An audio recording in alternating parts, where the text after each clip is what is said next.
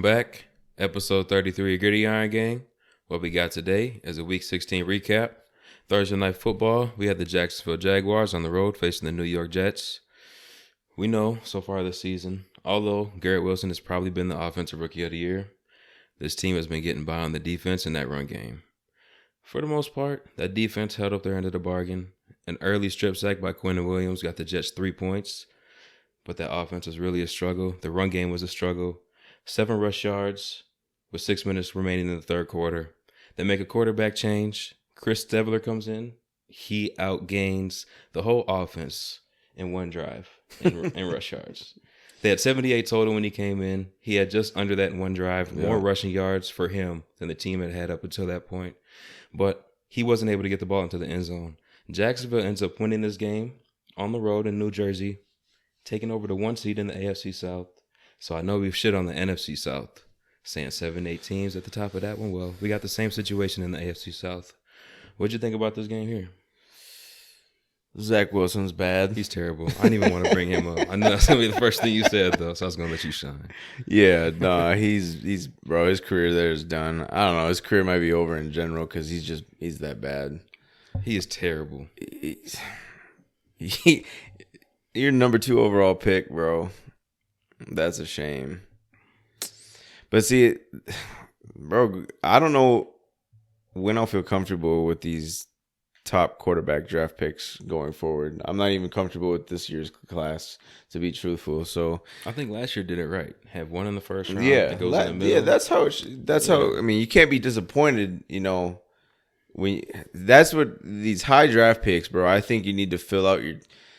Unless it's a true like generational talent at quarterback, I can't waste a draft pick. I need someone who can come in for day one and produce. And you can fuck that up too. You have to have the right coaching in place. Yeah, front office, everything. So I don't know. I'm liking what I'm seeing out of Jacksonville. Obviously, as of late, I did pick the Jets in this one, giving them one more chance. But yeah, they're kind of. They might be cooked, and I don't know, man. If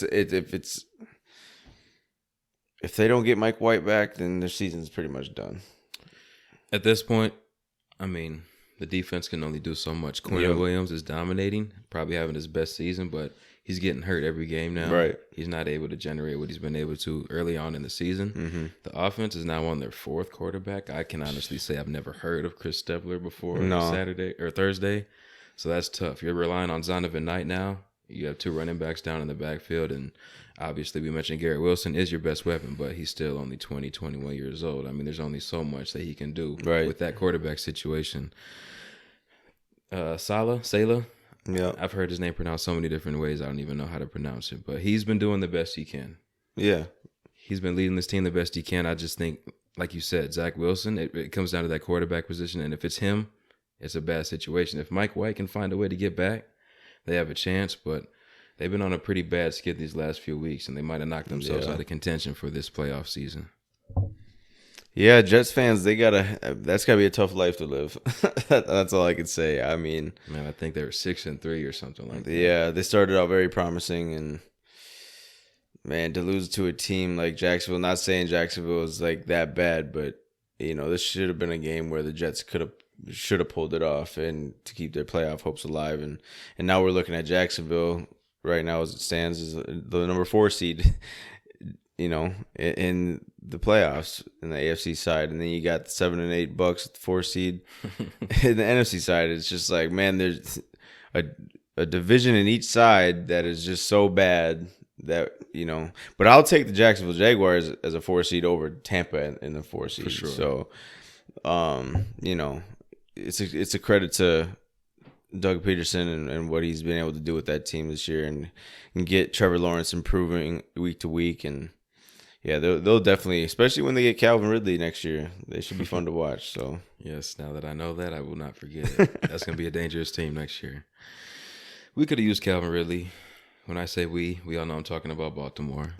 We played Saturday, noon. We hosted the Atlanta Falcons. Desmond Ridder got a second start. These are 2 struggling offenses, 2 quarterbacks that did not start the season behind center, and two teams that are top 5 in every major rushing category. So we knew what to expect in this game. Ritter played very well, I think. From his first start to his second start, he managed this game fairly well. He was pretty accurate. And going forward, if he has increments of improvement like that, I think Atlanta is in good hands at the quarterback position. On our side of things, we did what we had to do. I think we had 34 rushes compared to 17 pass attempts. That's exactly what we should have did last week against Cleveland. Greg Roman must be a fan of the show. He might have heard me a little bit. Who knows? Let's hope. But we pulled this one out 9-17. We clinched our playoff spot. Right now, we're sitting at number 5 in the AFC. If it ended today, we would play the aforementioned Jacksonville Jaguars and get a little bit of revenge, hopefully. But I don't have too much to say about this one. Our offense is pretty bad. We rely heavily on this run game. Our defense has played very well over these past few weeks. We were able to limit Algier to very limited yards in this game. Cordell Patterson really wasn't much of a factor. So very happy on the defensive aspect for this team. But offensively, we needed Lamar back very bad. Yeah, you guys definitely need him back. The only thing I gotta say is, how the hell is Huntley? Don't even bring. How is Huntley? What is it? A 4th replacement? Or the 4th quarterback overall for the Pro Bowl? Yes. How does that work? It doesn't. I don't even think he's 500 while he's been in there. Wow. Maybe if you're 4-0, 3-1 or something. Baltimore's got some real ones as fans, bro. We got some pull around the league.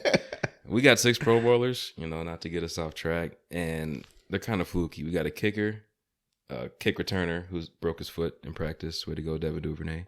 We have a fullback and a linebacker that we traded halfway through the season. So, and then obviously Mark Andrews and Marlon Humphrey, but that's a pretty fluky 4, if you ask me. That's all I got really on that game. I just was curious about that Huntley situation, but shoot. I mean, when he was assigned to be the starter, after what I saw last season, I know he didn't win many games, if any, but he played okay. No, he's got talent for sure. I like watching him play. I just think, it's hard to, it's hard to be in a position like he is, and like when your number one guy goes down, to try and gel and have the same chemistry that starter has with everyone else. That's hard to replicate. So being a backup and coming in and trying to, have a multi-week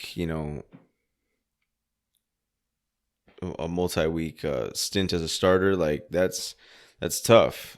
It can throw a wrench into things with your team chemistry and everything. But I mean, like you said though, going back to like you called for last week with Greg Roman, like they got back to doing what they know what they do well, right? And so I think that's a big thing for a game like this, and especially in a game that you should win even with a backup quarterback. Like, they just stuck to the game plan and the whole way through, and that was a solid job, because I mean, they're not the greatest team, but they're not a slouch either. So I mean, it's just another win to stack up and get ready for the playoffs. Yeah, my last thing on Huntley, I won't kill him. I do like him. It's a tough situation to be in. You're the backup quarterback in an offense that isn't very dynamic, and you're down your 2 best wide receivers. So you're doing what you can. You are a backup for a reason. So can't expect too much out of you. Detroit on the road at Carolina. 23-37 coming into the game. Detroit was the A seed, winners of 6 out of their last 7. Carolina was controlling their destiny in a way. If they went out, they went in. They will face Tampa Bay next weekend in a big matchup in Week 17. Coming into the game, Detroit was playing pretty well defensively. That came to a halt pretty fast and in a hurry against this Carolina Panthers offense. We know they struggled last week against Pittsburgh, only rushing the ball 16 times. This week they said, we're going to flip that completely on its head and go ahead and get over 320 yards on the ground against Detroit, probably killing the Detroit Lions' chances of a playoff berth. Yeah. They still have a chance in that playoff wild card spot, but Carolina really did themselves a favor, staying on pace with Tampa Bay, who ended up winning, which we'll talk about later. But 23-37, if Darnold plays like this and the run game can play like that, this team might have some upset potential. I do not expect either of those things to happen, though, but a very impressive win for this Carolina Panthers team. Yeah, I kind of wonder, if he was never hurt this year.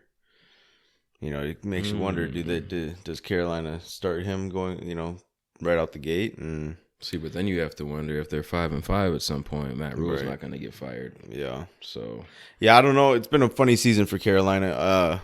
But when you look at it now, like you can definitely say like I think Darnold's a better quarterback than Baker Mayfield, and Are you sure? and PJ Walker. Yeah, I agree. I think he is, honestly. I think Sam Darnold, he just to starting. It's kind of like Zach Wilson, kind of, but he's better than Zach Wilson. New York, whether it's the Giants or the Jets, like that's a tough city to play in, just be based off of media alone, eating you alive every single day for little mistakes, crucial mistakes, and it's just everything. They'll nitpick you to death, but I don't know. It just comes down to Darnold playing better than the other quarterbacks have this year. Steve Wilkes being a much better coach than Matt Rule, and it was actually a win that I wasn't surprised by it, but it was I think the way they went out and just destroyed Detroit pretty much in all phases. That's probably definitely their best win of the year. I would think.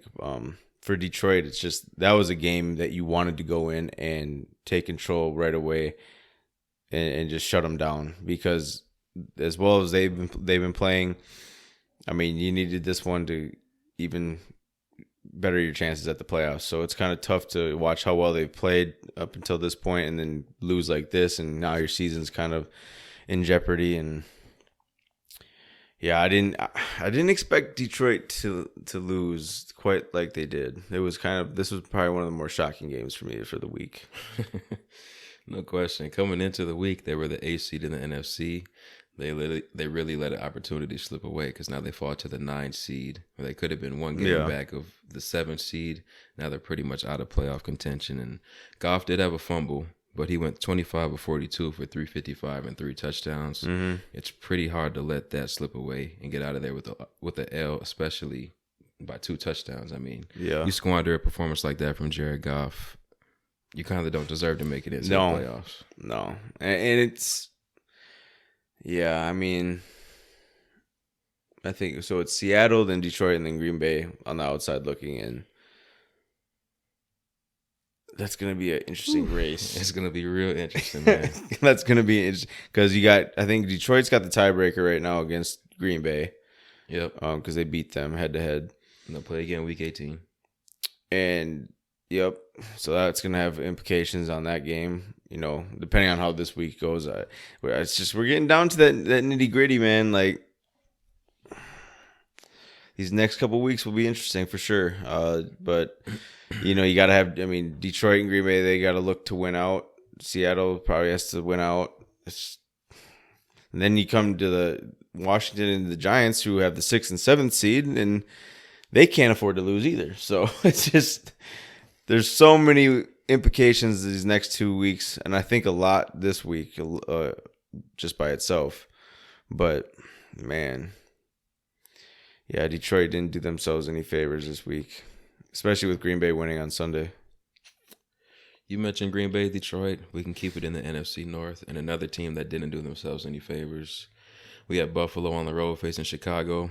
The Bears, very undermatched, but they do play hard. They play hard as hell. They were giving Josh Allen and this Buffalo Bills team everything they could ask for early, but this one pretty much came down to what we said it would. The Bears would play tough. Allen would have some big plays, but he would have some big mistakes as well. He had 2 interceptions at the end of this one. Chicago just ultimately would not be talented enough to keep up with this Bills team. And the key to the game on the Bills side, limit Justin Fields on the ground. He had 7 rushes for 11 yards. Buffalo was able to pull away late, 35-13 on the road, keeping control of that AFC number 1 seed right now. Yeah, man, it's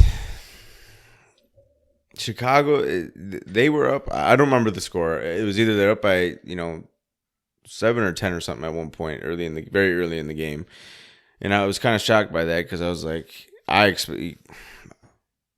didn't know if they could even get a lead on Buffalo, but I figured they'd if anything they'd start off having a close game, but Buffalo's just got way too much firepower for a team like the Bears. I mean, they do. And when a team like the Bears, all they have is Justin Fields right now, and I'm not gonna say he's been getting lucky, but they've just been game planning really well to utilize him in every aspect of offense. I mean, what he does on the ground is special, obviously, but that doesn't work against teams that are 12-3 and number 1 seed in the playoffs right now. Like, Right. that's just that game plan that it tends to work more on those average teams to the below average teams. And for me, it's just, Buffalo went out there and they did what they had to do. They 35-13, that's an ass whooping. But In a sloppy game. yeah, and that this is a win that kind of they need heading into the playoffs, because we've seen Buffalo for a good stretch of weeks at this point, or up until this point in the season, where their offense has been very questionable, one-dimensional, can only pass really. The running game is solely on Josh Allen. So I mean, to get a very convincing win like this late in the season, even against a team as bad as Chicago, I mean, it's still a good win for Buffalo, because they got to get some confidence going forward. And, that AFC, those battles in the AFC side for the playoffs, that's going to be a gauntlet.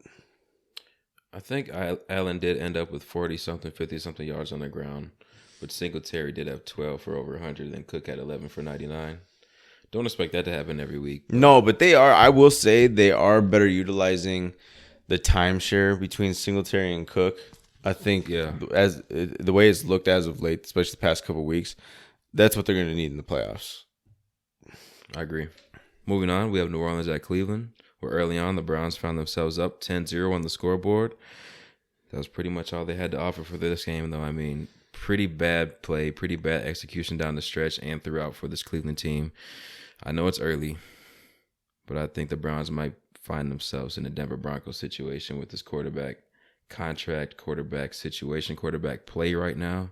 Deshaun Watson just does not look like the same guy. He does not look like a guy who was top 5 in the league at one point. He's more along the lines of a rookie quarterback, a Mitchell Trubisky type player right now. I mean, this is very embarrassing what he's putting out on the field. Yep. New Orleans was able to win this game with 92 pass yards from Anthony Dalton, a pretty average game from Alvin Kamara, and a defensive game plan that really wasn't that effective. Cleveland dropped a lot of balls in this game, including 2 on the final drive. But to cap it all off, there's a 4th down, I don't know, around the 20 or so. It looks like New Orleans drops 8 in coverage. So part of me understands this a little bit, but really, Deshaun Watson's back there for 4 or 5 seconds, and he holds onto the ball. Yeah. He takes a sack at the end of the game. A veteran quarterback, even a rookie quarterback, you just have to give your guys whatever it is, a 10% chance to try and make a play at the end of the game. Cleveland takes a loss 17-10. New Orleans gets out of here, stays in contention in the NFC South. What do you think about this one? Yeah, I just think it was, for both teams to combine for 46 pass attempts in a game, you don't see that too often. Right. And I think New Orleans only had 15 attempts. So, both, quarterback play on both sides, not very good.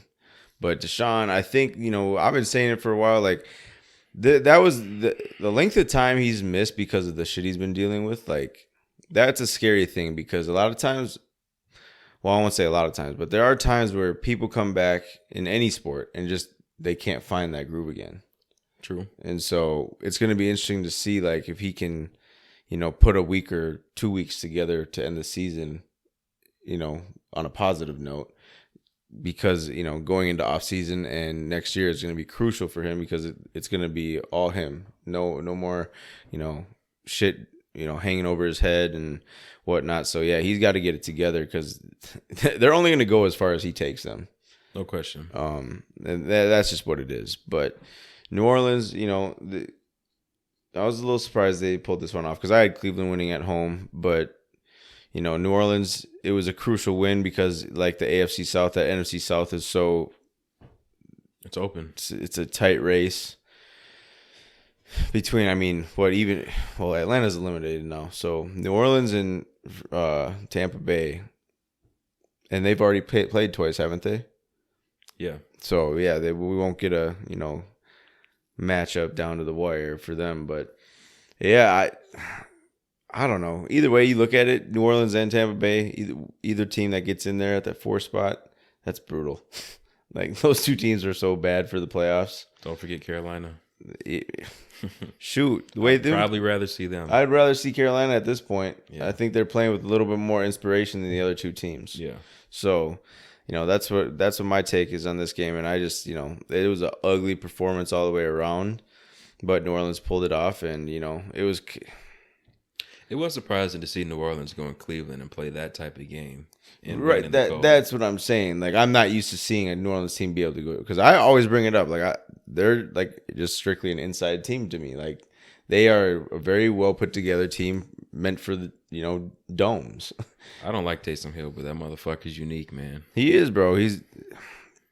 I don't really like him either, but I respect the hell out of him for how he can bring so many different things to the table for his team. Yeah. So that you got to respect a guy like that. But yeah, that's what I got. And obviously with Cleveland, I mean, are they mathematically out of it? I think they are just got eliminated with this loss. I think so. Okay, so yeah, that would make sense that they got eliminated after this game. But so it had a little bit of meaning, this game. Obviously, New Orleans trying to stay in it, Cleveland trying to stay in it. But yeah, it was just one of those ugly games over the weekend, and not too much to be inspired by. Not at all. Next, we have Seattle at Kansas City. In this game, we expected a lot of points on both sides. Two defenses that have struggled. KC as of late, Seattle as of all season. And two quarterbacks that were named to the Pro Bowl, in Geno Smith and Patrick Mahomes. But in this one here, I thought the defenses held pretty tough on both sides. If I had to choose a unit that was more impressive, I would say that it was the Seattle side. Tyler Lockett is out, so pretty much being able to key in on DK and able to take away one weapon. Although it's encouraging for Kansas City, I'd like to see what they do these last 2 weeks of the season, finishing out on this defensive side of the ball. Seattle, on the other hand, losing Lockett, I mean, that's tough, man. It shows a lot. Yep. DK isn't really that guy who's great with the route tree, who's a great route runner, who gets a lot of separation outside of him just being faster or more He's just going to bully you. Guy. Yeah. So him being your number one without a number two that complements him very well is going to be very tough for this offense to be dynamic to finish out this season. They play a Jets team next week who is very well against the pass. And Quentin Williams up front will cause a lot of havoc for Geno Smith in this offensive line. Not to get too far ahead, though, I do think Kansas City played well. They did what they had to do. They win this game by 2 touchdowns, which if it's going to be ugly, you would want to see a kind of a blowout type of game if Seattle's going to be down one of their best players. Kansas City, still impressive. I still do have my questions. I want to see how they finish the season out, but 24-10 victory at home. They're still fighting for that number one spot. What do you think about this one? I think, it's not the prettiest of games for either side, but Seattle's got to be somewhat encouraged by how they played, I think, in dealing, without Tyler Lockett. But we kind of know what that Seattle defense is about, giving up 24 points is, still 24 points. I think, anytime you score 21 or more, you say, you're always going to say, we scored enough to win. And so, and putting up 10 points against it was going to be tough without Lockett, but they still have enough playmakers over there on that offensive side of the ball, especially with how Geno's playing, that, I expect a little bit more than 10 points. And especially against this Kansas City defense who, they're not the strongest unit. No. And they're pretty leaky. So that's what concerns me for Kansas City going forward, just because, like I said, that AFC gauntlet is something serious this year. And, I would like to think that Kansas City is hoping some way or how that they get that number one seed over Buffalo, because I don't think they want to go on the road at any point. They play very well at Arrowhead, and yeah, man, but with Seattle, they have a good opportunity to bounce back though against this Jets team. I think all you got to do is you just got to play one really good game, I think, this week for that Seattle defense, because, that Jets offense is pretty putrid. So you really got to go out there, have a strong showing on offense and defense, obviously. But, I mean, man, to be at home this week against a Jets team that's faltering, that's a good situation to be in. No question. Moving on, we have the New York Jets at Minnesota. We can get to a couple of really fun games right here. Pretty back and forth throughout. Saquon Barkley, 27-yard run up the middle with about 2 minutes left that ties the game up at 24. A big sack from roadside Landon Collins on Kirk Cousins makes Minnesota burn their last time out. But man, mama, he's a problem, and I need help out here. JJ gets 2 big catches, puts Minnesota in field goal range, and I'm going to ask you a question. Yeah. Do you believe? Greg Joseph, Man. 61-yard game-winning field goal. Oh, man. How'd you feel when that was coming down to it? You know, it was crazy because, like, I'm sitting there, I'm like, fuck, man. I see that we don't, they put that field goal line marker on the field, on the Couple yards TV. short. And I'm like, bro, we did not get to it. How are we going to do this? We get up there, bro, and I'm just like, yeah, it was crazy because in my head and inside of me, I'm thinking, all right, I think he can pull this off. Mm-hmm. I think he can pull it off. But on the outside, man, I'm showing all sorts of nervousness, like just shaking my head. Because we know what the field goal kickers do to us here in Minnesota. But, man, when I haven't seen a Vikings kicker kick a ball that well. I mean, that would have made it from 66, 67. That was a great kick. I mean, you couldn't have kicked it any better. That was a Justin Tucker type kick right there. To see that, I mean, that gives you a little bit of more faith, I think, going forward.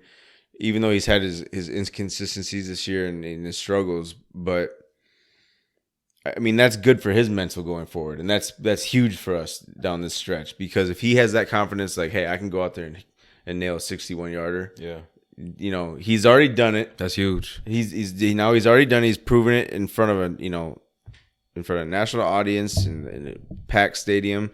Hey, there's no excuses now come playoff time when we need you. No, sir. So that's my takeaway from it. But man, the big thing I think this game, it was such a great sight to see just the type of game that Hawkinson had. I mean, he had career day 13 catches, which is the most catches in a game this year by a tight end. It was his franchise record for that he set, and so 13 catches. I think it was 109 yards and 2 touchdowns. And then you still get JJ with 12 catches and 100-some yards and a touchdown. That's all I'm asking for. Because, if you watch the game and then you go and look at the stat sheet, you're like, damn, these were quiet fucking days that they got the type of numbers they had. It was so quiet. And, it didn't even seem like they were doing much out there. But you look at the stat sheet and it's like, man, 25 catches between 2 guys.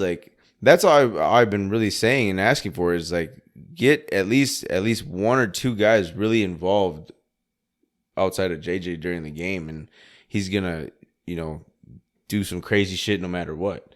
So I mean, that was and I've been looking for Hawkinson to have a breakout type game like this with us since he's gotten here. So that was very encouraging to see because now I mean you look at it and Adam Thielen, yes, he's up there in age, he's tending to show his age most games.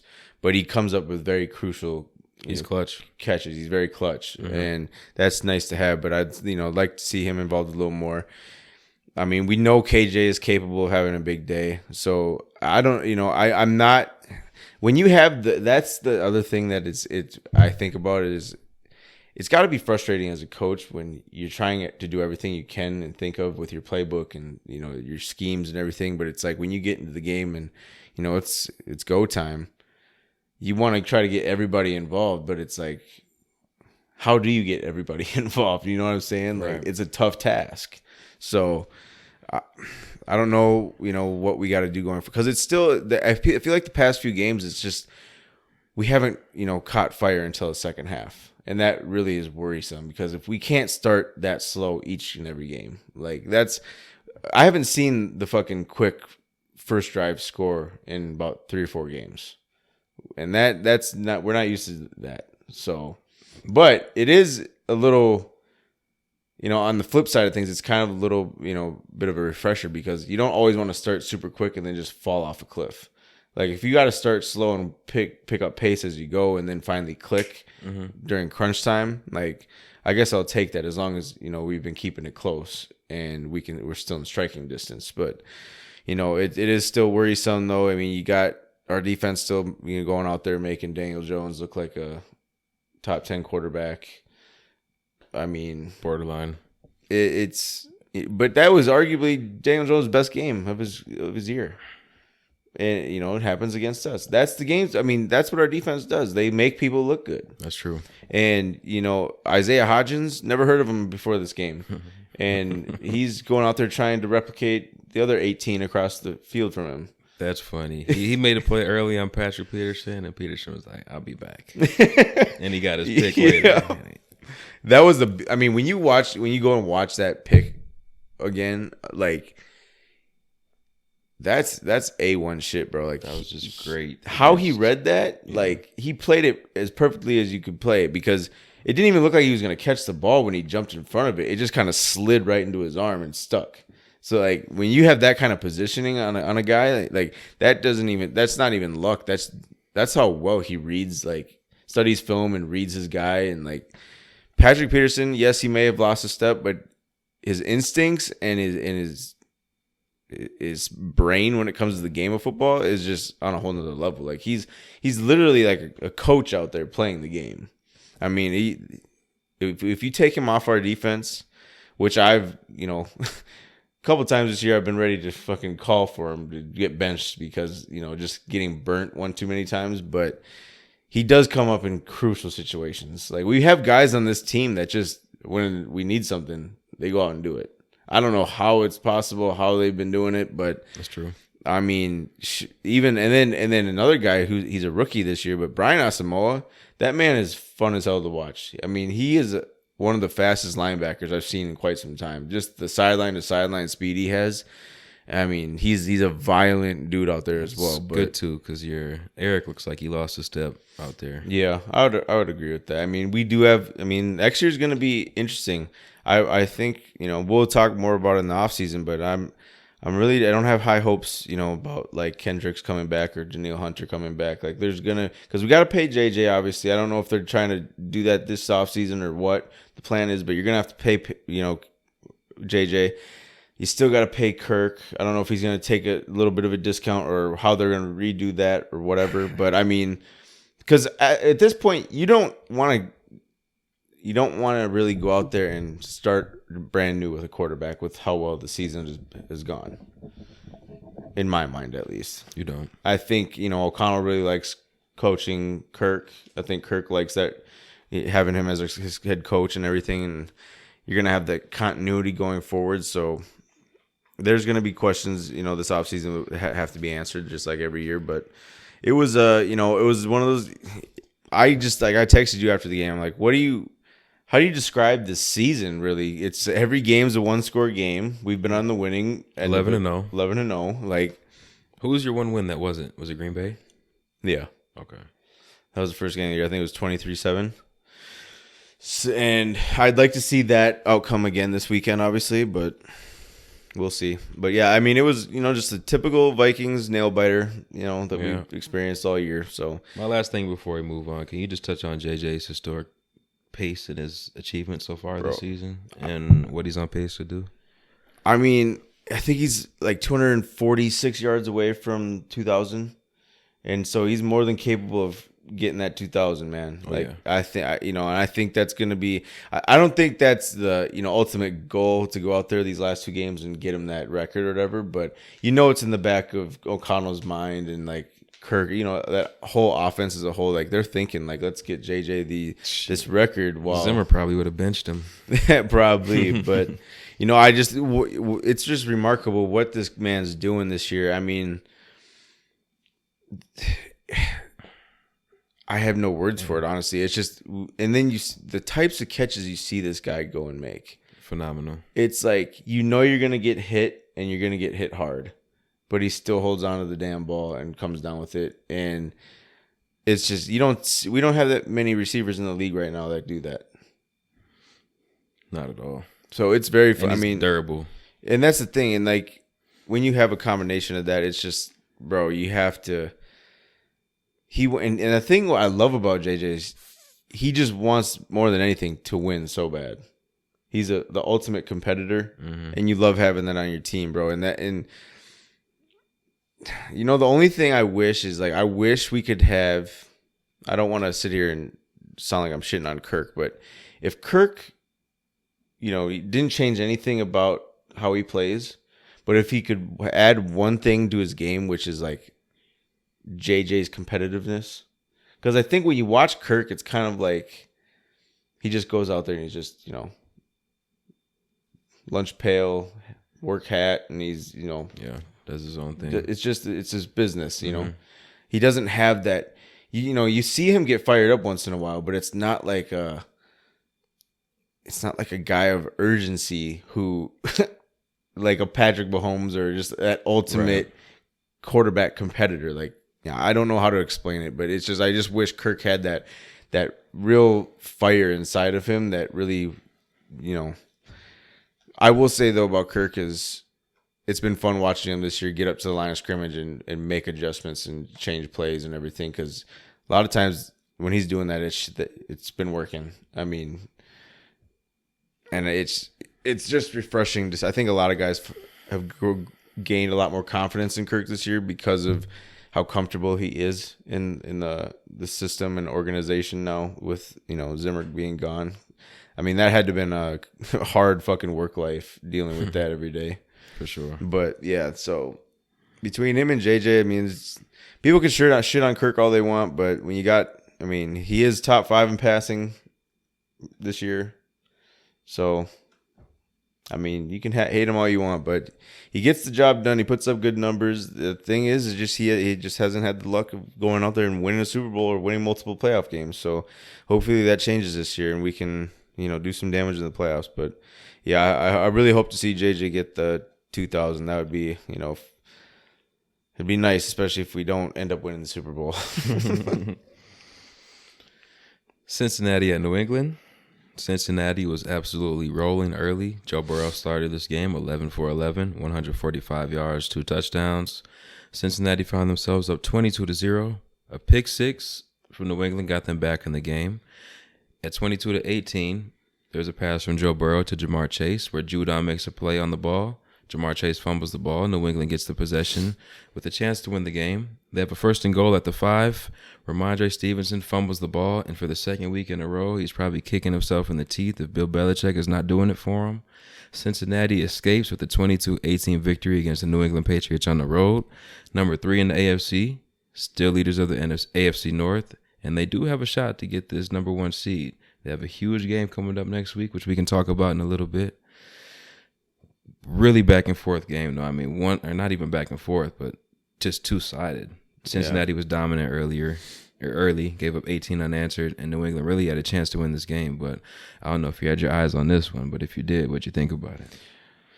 I didn't really tune in much to this one just because, I was expecting Cincinnati to take care of business. I will say it's not great news when you hear Lyle Collins tearing his ACL, MCL, or whatever, man. That looked bad. That obliterates that offensive line. It looked bad, too. And so I'd be a little nervous about that going forward. Down this stretch of the season and into the playoffs, man, that's a big blow to an offense that desperately needs their O-line to protect their number 1 quarterback. So, especially coming up this next week. You grinded out a win against a New England team that's not bad, but they have a lot of issues in that locker room and everything right now. I mean, Matt Patricia shouldn't be an offensive coordinator. Mac Jones, I don't know if he's the guy in New England. He's definitely not a Bill Belichick type of guy. New England's either the best worst team or the worst good team. Yeah, it's one or the other. I can't decipher though. But they're right there. So shoot. That Collins injury really worries me for Cincinnati. Yeah. That is huge. That was their number 1 pickup this offseason, I believe. Yeah. So that's tough, man. You don't like seeing someone get injured, but to get injured this late in the season with that type of injury, that sucks, bro. It takes a year off of your career. Yep, a full season next year, probably. And he's not the youngest, guy out there anymore. Right. So it's just that's a brutal blow. I feel bad for him. Hope he gets healthy quick, but yeah, I think you're going to see teams going forward, especially in playoffs, though, try to take advantage of him being out. Yeah, no question. So, like I said, next week especially, that's a tough game. yeah. So we'll see. I mean, but yeah, New England, they just got too many things going wrong with their season overall. They really do. Mac Jones, he doesn't seem like he's a great leader either. The body language is terrible. I mean, constantly looking over at obviously we know Matt Patricia, never coached really offense before. He's an offensive coordinator now this year. That's a tough fucking job to do in the NFL, let alone that being like your first time ever being an OC. Man. But I mean, you gotta have a quarterback who understands that and handles it better than Mac Jones. You can't be on the field looking over the sideline constantly pouting or shaking your head or waving off. He's doing coaches. That a lot. Like it's just bad, bro. Like so, and Bill Belichick don't want to put up with that shit. So that's the thing too. He's doing that on a Bill team. I can't believe it. That's bro. Crazy. Like times have changed, man. It's I don't know what to say about it. It's just New England's got they had it so good for so long, and now they're experiencing like the other end of the spectrum. They've had it shit for a long time, then they were great for 20 years, and now you're back to average again where everybody else is. What is this, our last game at noon? I believe so. Yeah. Houston at Tennessee. A 19-14 game, but maybe not the winner you expected. This game was delayed due to some weather, and if you're a Titans fan, you probably wish this one was never played. You have no Ryan Tannehill. He's out due to ankle surgery. Malik Willis was in there. He was okay in the passing game if you want to look at just his not his yards, but his completions and attempts. Yep. But then when you look at his yards, he's 14-23 for only 99 yards and 2 interceptions. This was just abysmal for this guy, man. And when you have a guy like Derrick Henry, you probably want to utilize him a little more. He did have a big 48-yard gain. I think 126 or something like that for the game, but well off from his 200 that he's usually averaging against this Houston team. But hats off to the Texans. They get out of here with a division win, their second win of the season, knocking Tennessee out of the first seed in the AFC South. 19-14 victory. I don't know. Is Levy going to be the coach next year? No, I'm just kidding. Very embarrassing, though, for Tennessee, man. I mean, Treylon Burks couldn't get anything done. Derrick Henry was pretty much everything that Tennessee has to hang their hat on. The defense didn't really show up against Houston. Just bad all around, man. Really bad. Bad time to choke away. Yeah. Bad time to choke away a game right here. I was shocked by it. But honestly, I think when I saw the final score, though, I'm like, it's so weird. This AFC South is so weird. All these teams in the AFC South play each other so well. Like, you never know which team is going to win week to week when any of them are playing each other. And so, and that's the thing with Houston being so bad, like, their 2 wins have come in division. Like, yeah, that's how you know, like, and a tie, right? So it's like, so they can play, with their division for sure, but everyone else has just had their numbers. So I don't know. It's at this late in the season though, it's embarrassing for Tennessee to go out like that against a team like the Texans. But I mean, shoot. I don't think we're expecting Tennessee to do anything in the playoffs anyways. So, no. I mean, it is what it is. But I think it's got to feel good for Houston and their fans to get at least another win. For sure. I mean, they're probably, they still got to have the number 1 pick right now, right? They have to. I think Chicago would have the number 2. It's going to probably be them and Chicago battling out for that number 1 pick. So, yeah, I don't know. Congrats to Houston, and better luck next time for the Titans, I guess. I'm good with that. I don't have much to say on this one. Moving on to the afternoon games, we had Washington on the road facing San Francisco. Man, we can keep it light on one side because it's very intriguing on the other side. But San Francisco just looks like that real deal, man. Brock Purdy had a decent game, 15-22, 234, 2 touchdowns and a pick. Kittle, 2 weeks in a row, he's looked like the best tight end in the league if your name is not Kelsey. And this is the way they should be utilizing him. I know Debo's out. Christian McCaffrey had an okay game, but they really had a big run by Ray McCloud. That was 71 yards for a touchdown. If Shanahan's your coach, you're going to have a chance to make a great play at some point in the game. You just have to do the work because he's done the work to get you in that position. Yep. All these guys are able to make these plays. Ayuk is one of the best number twos right now in the league, if he's not the best number two. For sure. Jawan Jennings is playing great right now as a number 3. This offense is just killing everybody. This defense is so potent, only allowing 20 yards to Washington this past week. Heineke played okay. He did have an interception and a fumble in the fourth quarter, which got him benched for Carson Wentz, who came in, and he also played okay. And that's really where the controversy and the conversation lies right now, is what do you think Washington should do going forward? Because I think we both agree that Carson Wentz probably is the better quarterback, but this team plays better with Heineke. You might not agree Carson Wentz is the better quarterback. I know your feelings about him, but those are my thoughts. But this team has gotten in position with Heineke behind center. Yeah. With Wentz behind center, they were 1-5, I believe. So if that was the case all season, they would be nowhere near in playoff contention. Right now they are. I think these guys play a lot harder for Heineke. They believe in Heineke a little more, but at this point, what do you think they should do? I don't know, because I found it interesting that, before the game even started, I think the night before it came out that it was Rivera had said that, they have a plan in place for, if things go a certain way, we're going to put Carson in the game. That tells me that they already had a feeling that this game was going to be kind of lopsided from jump. Like they know in their heart of hearts that they didn't have a chance against this 49ers team. So I think that has a lot to do with it. But I do agree that I think Heineke, has this team, they play better for him overall. I don't know the reason behind it, but I just think, maybe his mentality, how he leads the team and whatnot. But I would agree. I think Carson Wentz is probably the more, gifted quarterback out of the two. But I can't say it's by much, though. I mean, and I don't know what they should do going forward, because I don't see this Washington team going on a run in the playoffs and making noise. It's, you just got to do what you think is best for your team. And but if you do play Wentz, you're taking that risk of him completely shitting the bed and making your season look bad. Both guys just kind of throw it out there and see what happens kind of guys. Yeah. Heineke was pretty efficient, 13 of 18, only 166. Did have 2 touchdowns. And then Wentz came in, 12 of 16, 123 and a touchdown. Yeah. But pick your poison. I mean, we know what Wentz is going to do. He's going to have some great throws in there where it's top 8 caliber quarterback type plays. But then he's going to look like Mitch Trubisky in some instances. And you're just like, man. And it's tough because, man, this 49ers team is so good. That defense especially, I don't know what to say about it anymore besides, I was surprised Terry Dotson and Samuel all got a touchdown. But San Francisco's defense is just...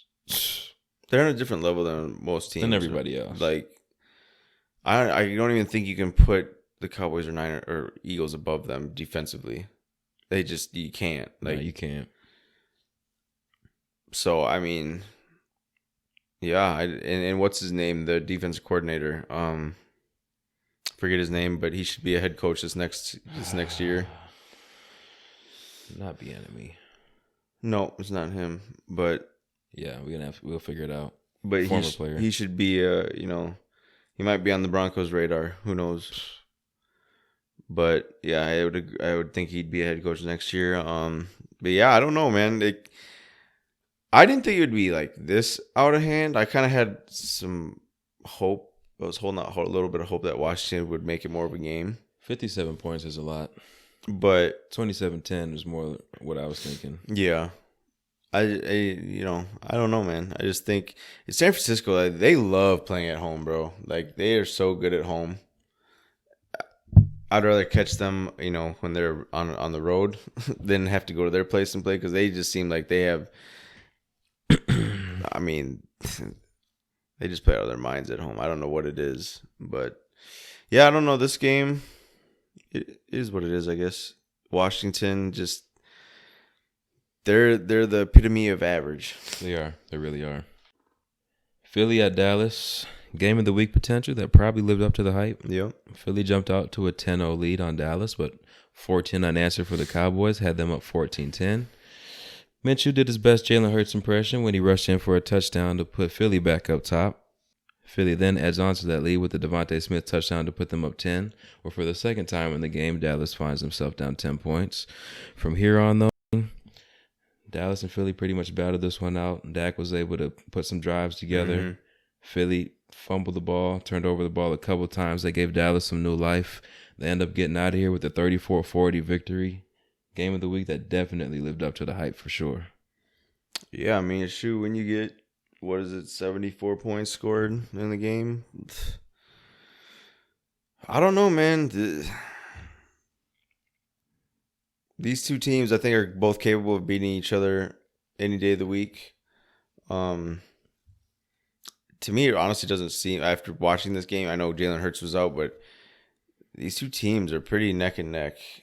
It didn't seem like Philly missed much. This one really came down to a 3rd and 30, where your boy T.Y. Hilton converted on a 50-yard completion from Dak.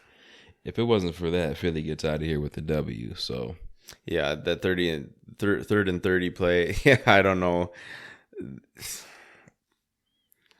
Yeah. And this does good for Dallas' psyche. It does. They needed to win but this if game. they lost to a backup quarterback, yeah, it would be terrible in Texas right now. But I think we'll see after if the playoffs seedings were to stay the same as what they are now.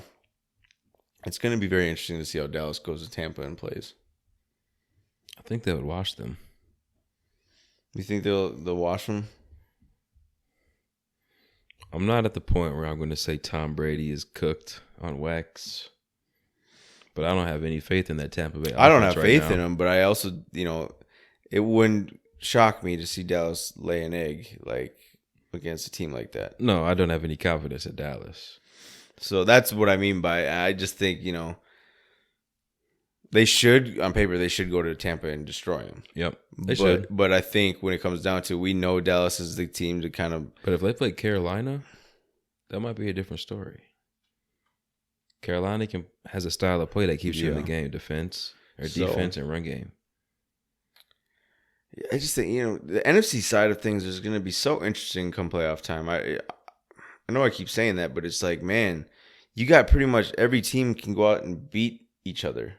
And for me, it's just like, I know I probably, you got probably most people out there probably thinking it's going to be a Philly and Dallas NFC Championship. Well, I don't know, man. Well, it wouldn't work that way, would it? Because if Dallas beats Tampa, I thought the high seed plays the lowest remaining seed. What is Dallas? That would be 5. So, yeah, if you think about it that way, yeah, they'd have to go division round to Philly. Yeah. Because then it'd most likely be us playing host to 49ers. Yeah. So that makes sense, yeah. Well, we'll see. It's going to be a fucking fun ride. Yeah.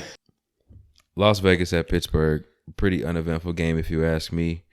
Nothing really to watch until 2 rookies hooked up at the end of the game, where the Steelers, George Pickens catches a pass from Kenny Pickett, putting the Steelers up 13-10. Mm-hmm. Derek Carr finishes this game, 3 interceptions. Devontae Adams has another one of his clunkers, 2 catches in this game for under 20 yards.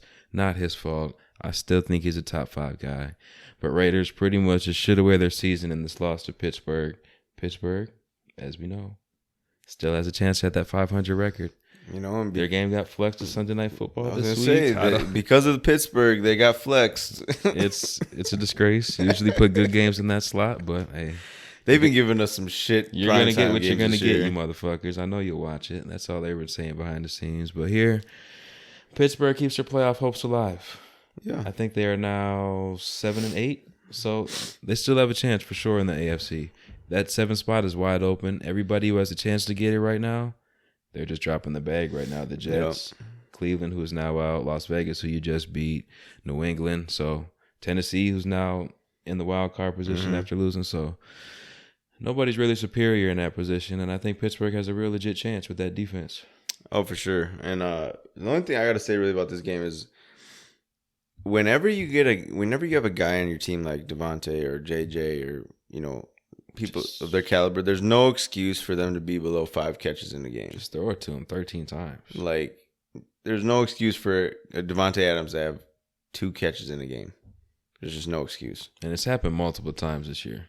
And I don't know what the reasoning is for it, but do you put that on Derek Carr? Or do you put that on the coach? Or I haven't watched Vegas closely enough to see, but I did look at his box scores the other day. He would have 2 for 24, then he'd have 11 for 144 with 2 touchdowns, and then 7 for 113, then a touchdown, and then 3 for 45. And it's look at the points they put up when he's catching a lot of footballs compared to when he doesn't. Right. So it's like, come on, bro, get it together.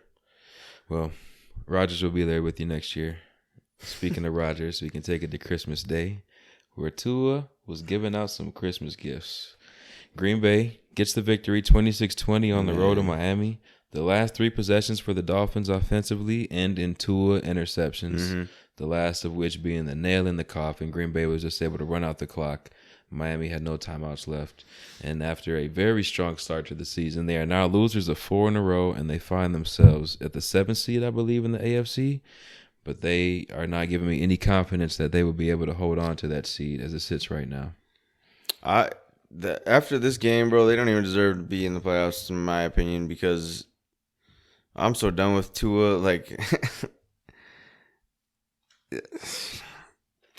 whatever they were at one point, 8-3 or 8-4, or whatever it was totally just, smoke and mirrors, bro. Like, they're just fooling us. I have never been more unimpressed with 300-yard pass games than I am consistently with Tua. That's what I'm saying. The receivers are doing all the work. He is barely doing any work as a quarterback to have stat lines the way he's been having stat lines. Like, it's crazy to me, bro. There's no reason, if you guys are having, as good of a season as everyone was making it out to be, and Tua, that quarterback everyone was making you out to be this season, you should have had no problem beating this Green Bay team at home on Christmas Day. Like, you should have had no problem at all. Your defense held up well, which has been a question so far this season. Green Bay, I think, had a failed 4th down conversion, had a failed punt early on in the game. So you just have to take care of the ball, and you get out of here with the victory, and you probably clinch a spot in the playoffs. Now you really have to fight for your life. These teams are nipping at your heels, and he gave Green Bay life, which Vikings fans do not like. You gave Green Bay false hope. Like, come on, bro. They're at 4-8 at one point with however 3% chance to make the playoffs. Now they got a 37% chance to make the playoffs. Is that high? Yeah. Jeez, I wouldn't have guessed that. So come on, man. Like, now we're gonna have to deal with these Green Bay fans, and of course we play them this week. So we'll get to that when we get to it. But my God, dude, what does it take to get these Green Bay people away from the NFL? You need a Jordan Love at quarterback, I guess. No, but it was just a disappointing game watching that game, how Miami played. Like, I mean, the thing is there had to have been a sense of urgency for you in this game. I mean, where you're at, the playoff seedings and everything. Like, come on, bro. It was just a complete and utter letdown. Another complete and utter letdown. Your favorite game of the week. Lord have mercy. Russell Wilson, what is the problem, man? Merry Christmas to all, and for Nathaniel Hackett, it is now good night. He has turned the light off in his office and been relieved of his duties as head coach.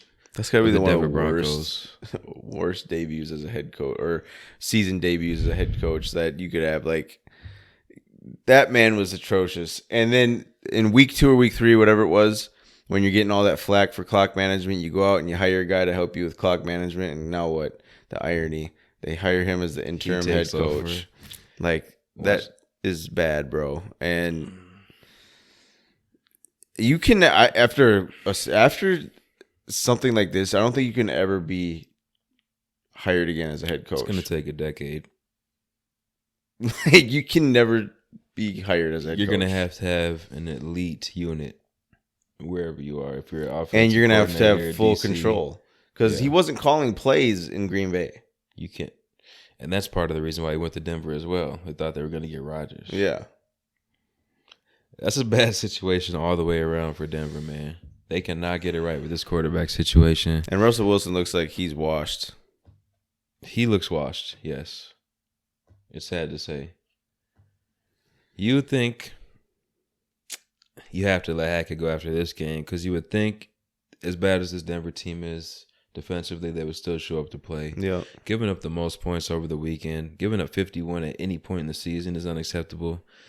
that pretty much signifies to me that the guys have checked out on you and your message and what you have to say. Oh, for sure. I mean, I don't think anyone tried this game. I think everyone was frustrated with that coach and whatever he's about, bro. And because a defense that strong that they have out in Denver, you're holding Kansas City, y'all could Chargers. not. You can't tell me a freaking Baker Mayfield led Rams offense who's missing every other playmaker they have. I mean, obviously Cam Akers had a hell of a day. 3 touchdowns, which probably equals his season total. I'm just like this, but at least they did the right thing and fired Hackett, because that we knew from after week 1 when that debacle in Seattle happened, like something wasn't right. I knew from jump. A terrible start. I knew from jump, bro. Like it wasn't in week 2. He found himself in the same situation. Yeah, and he botched that one too. It's bad. It was a bad season, bro. That's got to be tough as a Broncos fan. Those fans are loyal too. They are. They're passionate out there. Weed's legal. Take advantage. Tampa Bay, Arizona. Another pretty boring game. Tampa Bay takes this one into overtime, and they eventually get the win 19-16. Arizona, I think, had a third-string quarterback out there again. Tampa Bay, very, very, very, very poor football play on the field, man. To think this team is going to get into the playoffs is just embarrassing. At least the Jacksonville Jaguars are a fun team to watch. Right. They have talent, and they have life on both sides of the football and the coaching staff. Tampa Bay just looks like a lifeless organization right now. But sitting at top of the NFC South, 2 games to go, 2 big games coming up.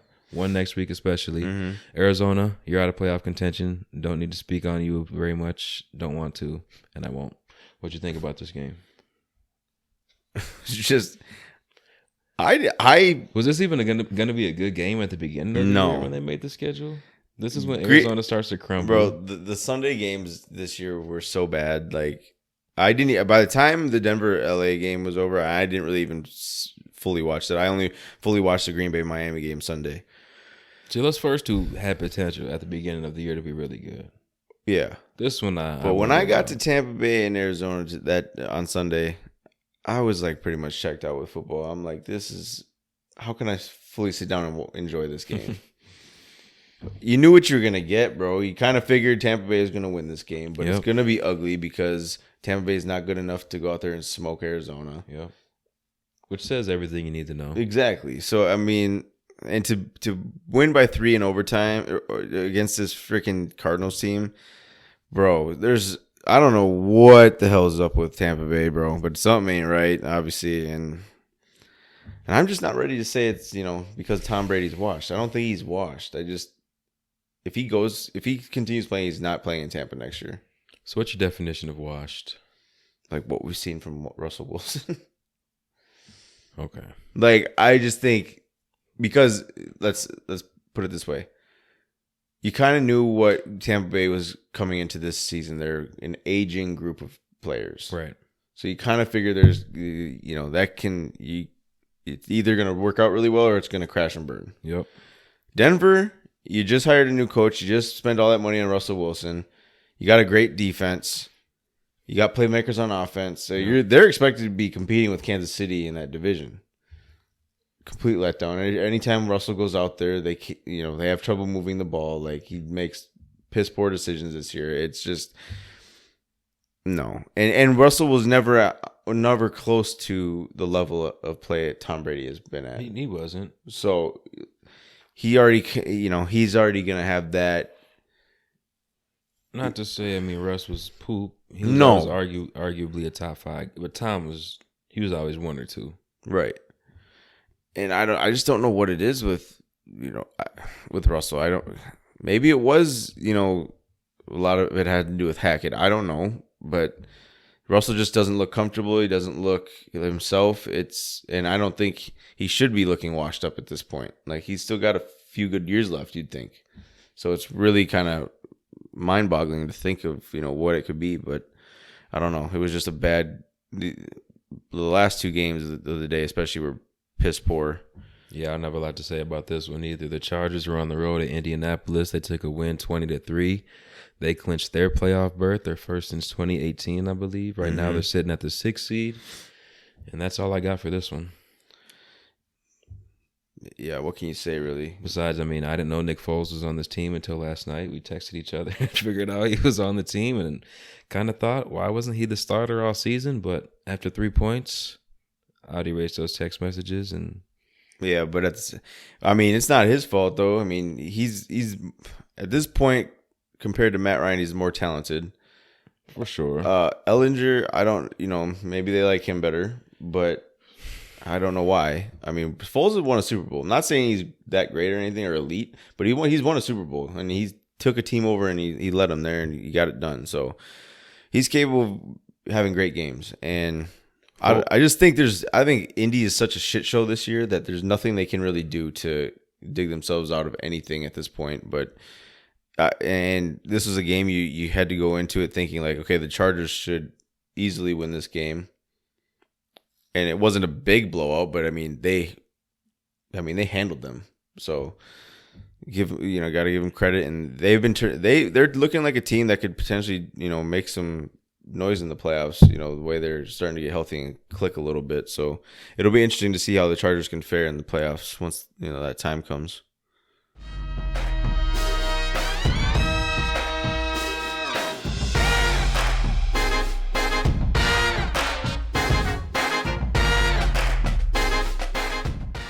Thursday night football, we have Dallas at 11-4 on the road at Tennessee 7-8.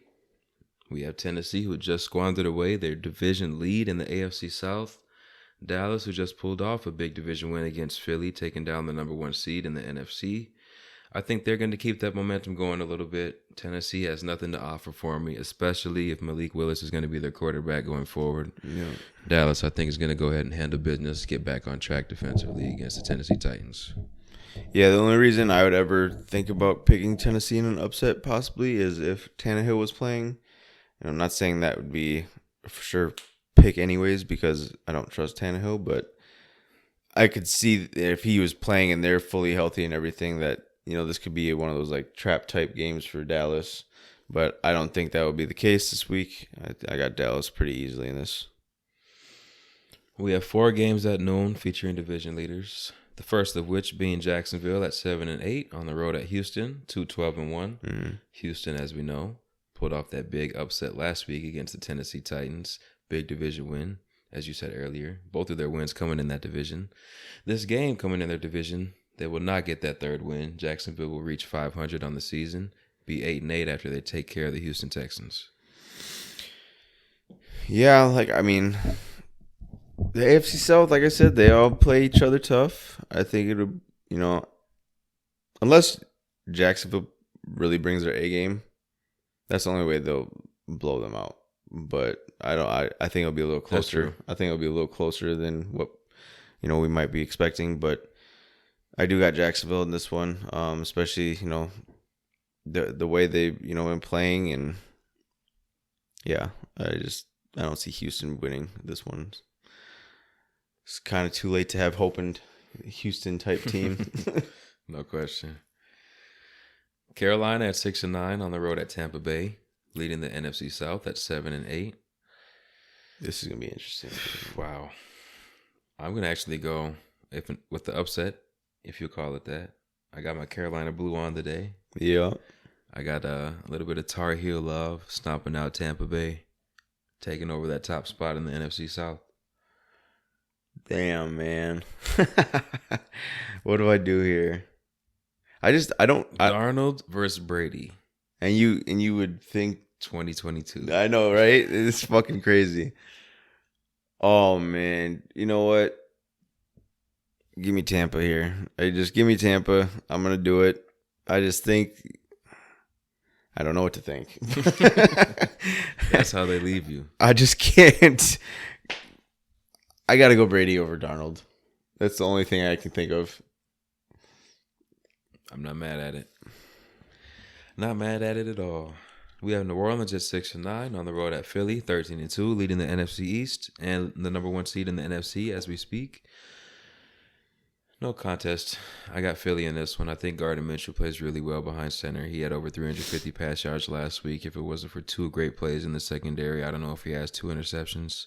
He probably throws for 400 against Dallas and really looks like one of the best quarterbacks of the week in week 16. So I got Philly in a bounce back. They'll wrap up this game. They'll wrap up the number 1 seed. They'll rest their guys for 18.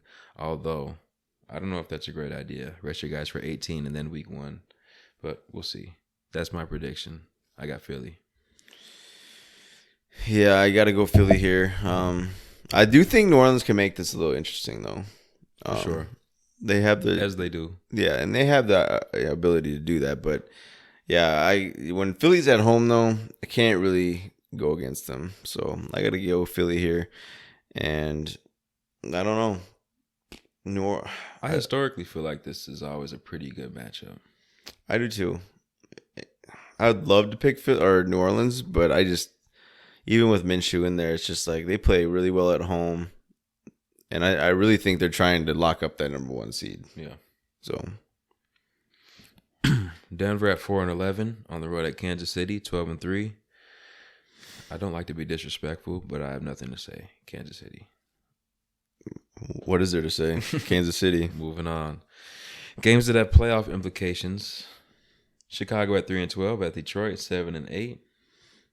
We talked about it earlier. The Lions probably squandered away their playoff opportunity, losing to Carolina by 2 scores last week. I actually think Chicago will pull this game out. They've been really, really close in all these games, man. They fight tough. I know Detroit fights tough too. Detroit is a more talented team.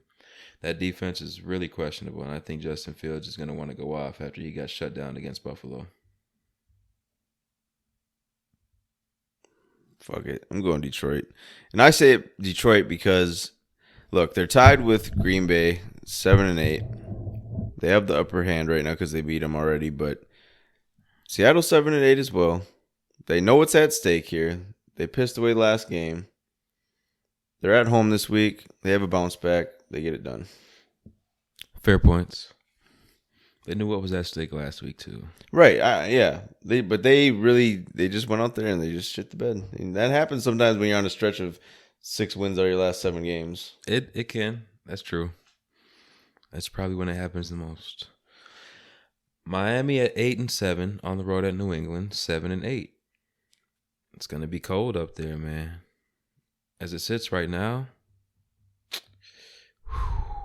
these are 2 of the bottom 5 teams that I have confidence in, man. This is a tough game to pick. I'm going to go with New England at home, though. Yeah. It's I don't have any analysis for y'all. That's just what I feel like. Man, it's tough, Tua might have just lost it, man. I know. I'm thinking that too, and it's tough because... But I just don't like what's going on with Mac Jones and Matt Patricia and all that shit out there. That's really bad. So I got to go Miami in this one, even though I said I was fed up with Tua and all that shit. But yes, it's going to be cold in New England. But at the same time, I mean, man, this is one of those games where you just like, fuck it, flip a coin, tell me who I got. Honestly, Patriots can't score.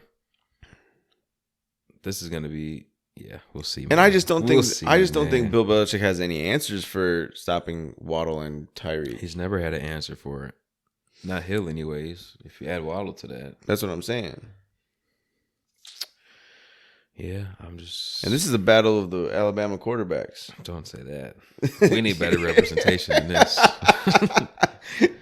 I was trying not to say that. I wanted to say it about 3 times, but this isn't good, man. This is not good. Jalen Hurts, we still claim you a little bit. Indy, 4-10-1 at the Giants, 8-6-1.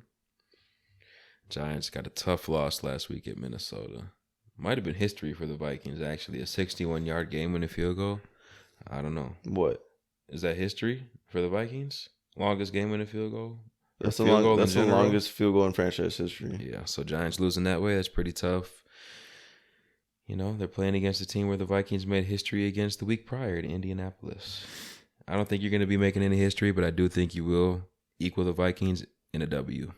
I was going to say, I saw a stat today. It said, like, the past 6 games won by a 61-plus yard field goal. 3 of them have been against the Giants. Some teams just, you get caught in this, like, weird statistic rut. Yeah. And Vikings have been plenty of those. No question. So I just thought it was funny. But did you pick on this one already? Giants. Yeah. I definitely got to go with the Giants. Some reason I think Indy's gonna make this one interesting though. Mm-hmm. Because Indy's not far off from being a team like the Giants, in my opinion. So they'll make this a game, but I got the Giants in this one. Cleveland at 6-9 on the road at Washington, 7-1. Deshaun just plays too bad for me to go with Cleveland, man. I know Nick Chubb was one of the best running backs in the league. He got elected to the Pro Bowl. But if it's going to come down to it, I have more faith in Heineke or Carson Wentz right now. And the defense in Washington is pretty good as opposed to the defense in Cleveland, which has been shaky and underwhelming this year. So at home, with your playoff life on the line, I got the Commanders. I must be trying to be too cute this week or something, because I'm feeling like Deshaun's going to have a good game. But I'm going to go Cleveland here. Oh, man. It's Deshaun just looks bad. I just, part of it is I just don't know what the hell Rivera's going to do with this quarterback. I am very wary of that. I hate when that's a situation. Like this late in the season, you got the playoffs on the line. Like you're playing this game of rotational quarterbacks. Now, that you're losing trust from your team. No question. And you're just feeding into that split or locker room theory, man. Yep. It's not the right time. I do agree that I think Washington should win, but with that combined and like Deshaun has yet to play his best game, like I think he's due for at least one before the end of the year.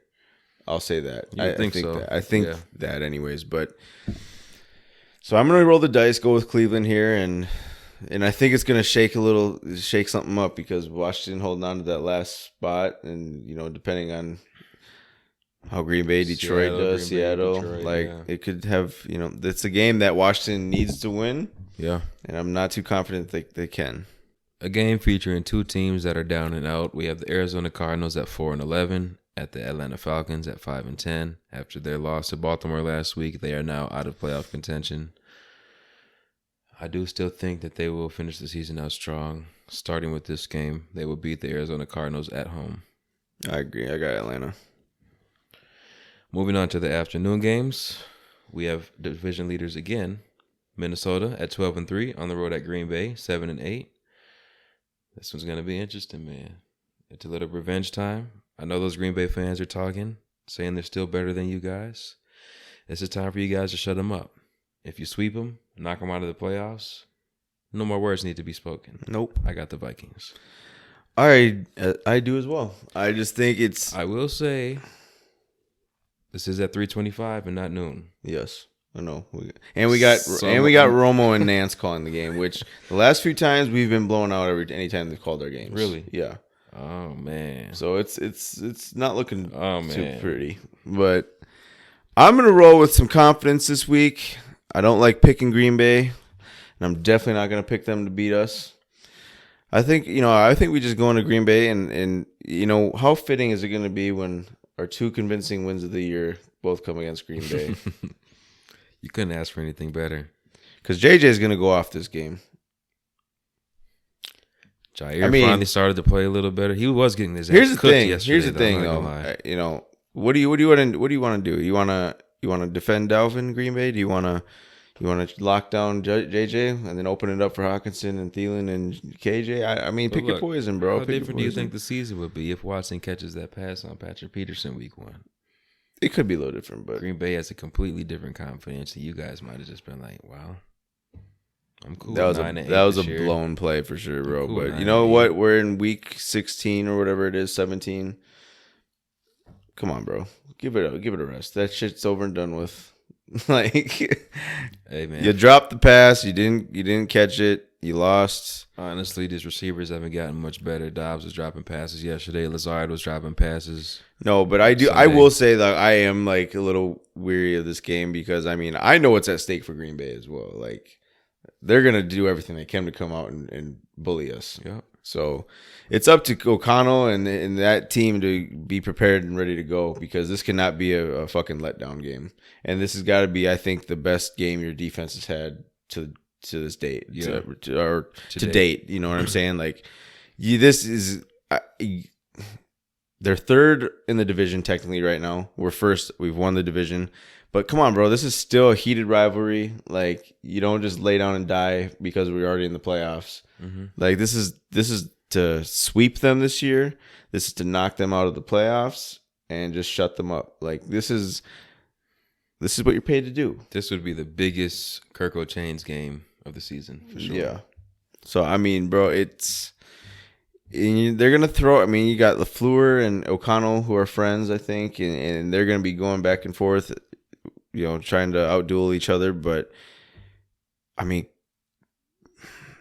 the thing is, I'm not, you know, Lambeau's a tough place to play, but I feel like we, obviously besides last year where we went there because we had Sean Mannion starting, and that was just a complete blowout, atrocious game. But usually we go into Lambeau and we're healthy. Like, we play well. Yeah. We play well. So, I mean, I like our chances this week. Green Bay is, you know, starting to click at the right time and stuff to make a push for the playoffs, and got to give them credit for that. They were 4-8 at one point, but come on, man. I got you. We're going in there and we're getting this done. San Fran at 11-4, leading the NFC West. On the road at Vegas, 6-9. Probably just squandered away their playoff hopes, losing to Pittsburgh last week. I don't know what they really have to play for. San Francisco still looking to get that number 1 seed, even the number 2 seed. I have the 49ers in this one handling some major business. I don't see this being close At all. I just think the Niners have too much for Vegas, bro, and that's just what it is. I got San Fran. We have some games with some playoff implications. Rams, who are out of the playoffs at 5-10, but they are on the road facing the Chargers, who are 9-6 and who now currently hold the 6th seed in the AFC. I think they'll go ahead and get double-digit wins with this one. I don't think that 51 points from the Rams is anything to be, I don't know, confident in that they can do it again. It's nothing to worry about if you're the Chargers. That's a better way to say it. It's nothing to worry about.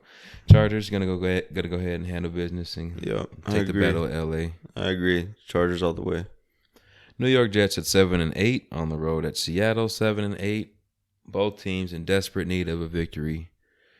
Both teams that started hot, and as of late, over the past month or so, really have been on a down slope. I typically would want to go with the home team, the quarterback, and the coach that I like better. In this instance, that would be Seattle. I don't know the Jets quarterback situation. If it's Mike White, I really feel like the Jets will pull it off. As of now, it's not, so I'm going to have to go with Seattle. I think Seattle pulls this off. I think they really, obviously, they know what's at stake this game as well. But I mean, shoot, you get Washington to lose and you win. It's not asking for too much. So I mean, I don't know, man. I've gone 2 weeks in a row with the Jets and they've done me dirty both times. So I'm rolling with Seattle in this one just because, yeah, like you said, I don't know the quarterback situation and I'm not too confident in it right now. Yeah. What's the dude's name? I can't even remember. Stevler or something like that? Strevler. Yeah. Yeah, he's clearly a one-trick pony. Now that they have film on him, they can know that they can just stack the box. He's not much of a passing threat.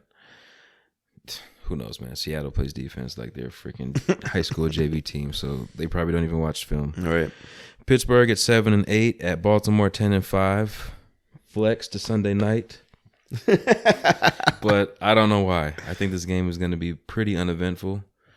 Pittsburgh has a chance to get into the playoffs. Baltimore, with their win last week over Atlanta, clinched their playoff berth. I don't know if Lamar's going to be back. That would be my only guess as to why this game would even be in this slot. I had Pittsburgh last time. I was wrong. I have Pittsburgh this time again, too. Oh, man. This one's tough, bro. I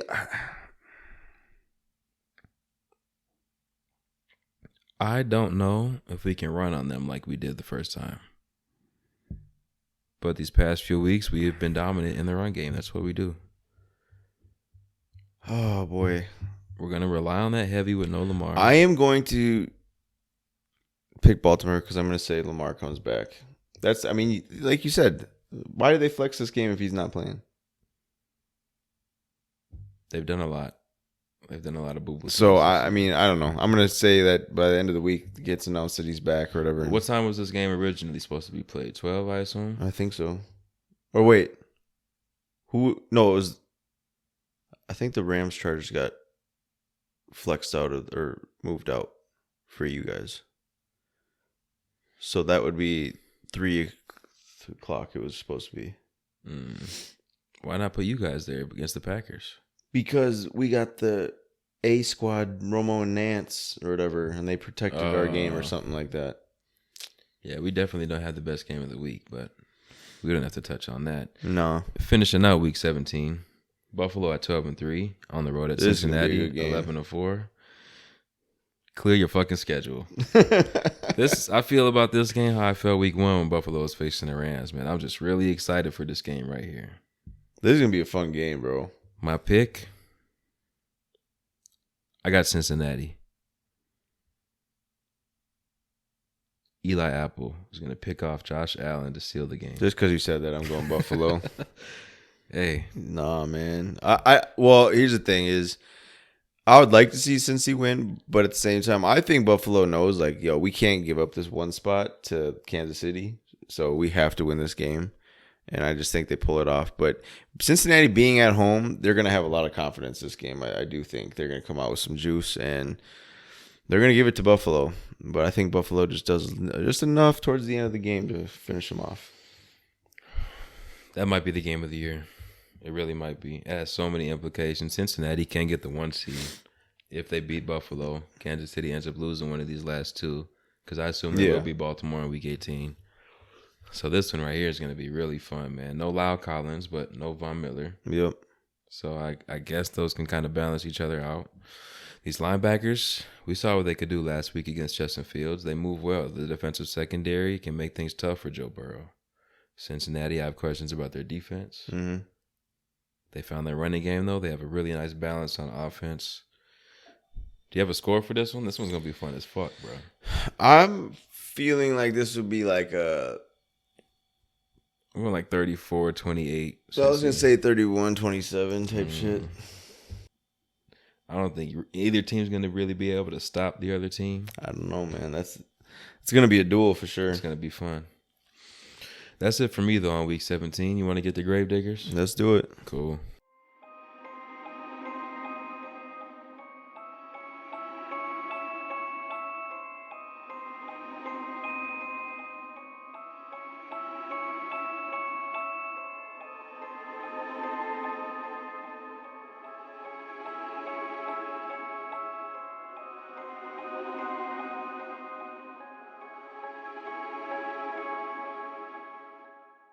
Right now, we have 16 teams out of playoff contention. Houston, Vegas, Chicago, Detroit, Green Bay, the Rams, Indy, Carolina, Washington, Arizona, Pittsburgh, Jacksonville, Denver, Cleveland, New Orleans, Atlanta, who I'm going to add to that list this week after they take this loss Thursday, Tennessee Titans. You're in here right now without Ryan Tannehill. He has ankle surgery. You're probably not going to get him for the rest of the season. There's talks about him coming back for week 18, but after you lose to the Dallas Cowboys team, it's not going to matter. It's really not going to matter at all. Jacksonville, I assume they're going to be able to handle business this week. If they do, they're in very strong position in this AFC South. Mm-hmm. Right now, Malik Willis behind center. What you saw last week is probably what you're going to be seeing this week as well. Right around 100 yards, couple turnovers probably. Very effective with his legs. I think he did have around 50 yards and a touchdown on the ground last week. But Dallas is just going to find a nice way to bounce back against his Tennessee team for sure. Yeah, that's tough, bro. I mean, it's not going to be a pretty week for Malik. That's for sure. Yeah, I don't have any. I don't mind that pick. It's getting obviously harder and harder to choose teams. I mean, we got one more team to go next week. One more to go. And obviously, we're going to see. And the candidates for that one are crazy. I know, bro. So yeah, it's gonna be interesting next week when we come back and we see how week 17 came down to the wire and everything. But it's a lot of games with a lot of meaning this week. I'm glad we set it up that way. You got next week to pick your grave digger. Seattle, Jets, New England, Miami, Washington. Shit. Man. It's going to be tough, my friend. Well. This week, though, man, Tennessee. Sayonara. Anything else before we get out of here? No, I think I'm good. But until next time, we appreciate y'all. Peace.